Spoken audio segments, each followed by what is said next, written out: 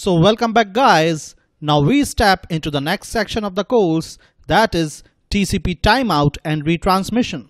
In this section of the course we shall going to discuss TCP mechanics and algorithms behind retransmitting a lost segments in the network in order to ensure reliable data delivery. So the TCP protocol provides a reliable data delivery service between two applications using an underlying network layer, that is IP protocol, that may lose, duplicate or reorder packets. So you can see in the TCP IP stack we have network layer which is running an IP protocol.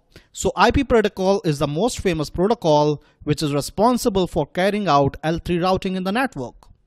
And on the top of network layer we have a transport layer, and we have assumed that the transport layer is running TCP protocol. So when it comes to deliver a packet from source machine to destination machine, the IP protocol running in the network layer of OSI model or TCP IP stack is enough. But the problem is that the IP protocol or network layer uses L3 routing to deliver the packet from source machine to destination machine.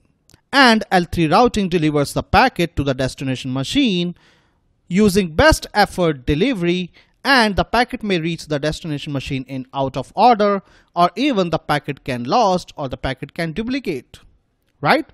So network layer is not a reliable way of transporting packets from source machine to destination machine in the network. And that is why the designer introduced the TCP protocol in the transport layer, which promises reliable delivery of the packet in the network. So you can see that the two protocols combine together in order to ensure reliable delivery of the packet from the source process to destination process.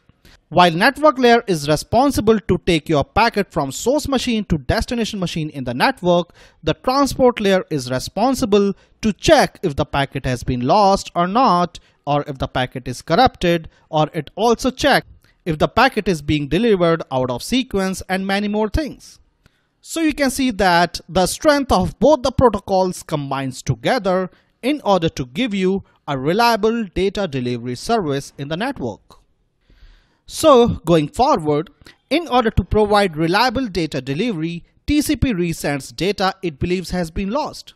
But now the question is how TCP sender would know that the data segments that it has sent has been lost in the network, right? The answer is very simple. TCP sender sets the timer when it sends data segments and expects an ACK from the receiver for this data segment before the timer expires, right? So this is a simple mechanism which the TCP protocol uses in order to detect whether the data segment that it had sent to the receiver has been successfully delivered to the receiver or not.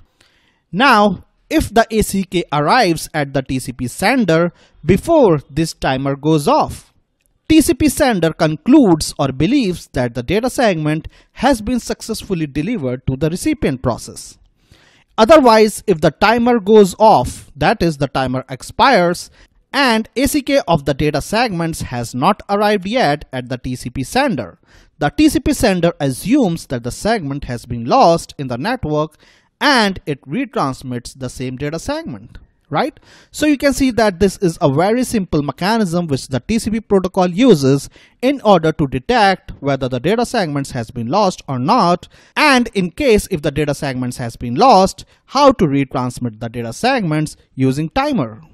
So this particular timer is called retransmission timer, and the time interval of this timer is called retransmission timeout, abbreviated as RTO.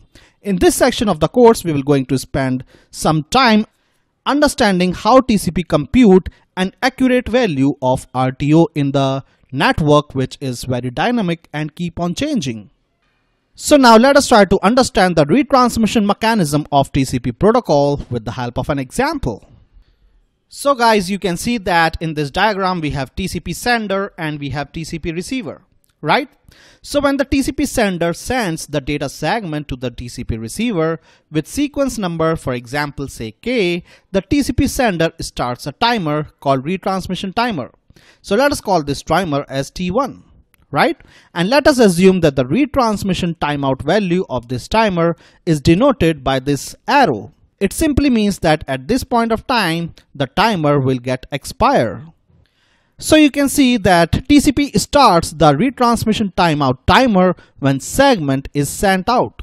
So remember, the transmission timer is started whenever TCP sends the data segments in the network. For ACK segments, the TCP do not start any timer. The timer is only for the purpose of data segments. Now let us suppose that this data segments arrives at the receiver successfully, right? And so the receiver issues the acknowledgement which acknowledges this data segment, right? So here we see that the ACK segments arrives at the sender before the timer T1 goes off. When this happens, the TCP sender cancels the timer T1, right?